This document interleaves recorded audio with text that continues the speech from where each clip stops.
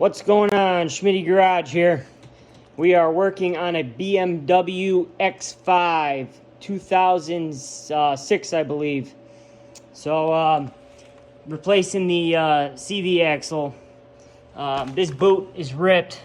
It's just better to replace the whole thing. So if you guys are working on a 2006 BMW X5, it's not too hard, but I mean, you do got to take a few things off.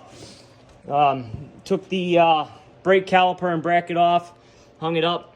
You have two wires that you have to unplug. The brake sensor wire and the ABS wire. Here's your ABS, and then your brake wire. You have to take the two strut bolts out. You have to take the swaybar link off. I used some vice grips to hold it and the bolt on the back, excuse me. Also, usually these CV axles are really hard to get out when they've been sitting a long time. I took the under pan off. There are, let's see here, 1, 2, 3, 4, 5. There's 6 bolts. The top nut is a 16 millimeter. The bottom bolt is also a 16 millimeter. And then you got two 10 millimeter bolts in the front cover. Let's see here. This the CV axle nut is a 36 12-point socket. I used the standard socket because that's all I had. I used a 11 seconds. Yeah, 11 seconds.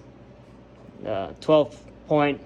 You're gonna need a 22 millimeter for the nut for the strut, and then a 22 millimeter socket. You also need a 18 millimeter for the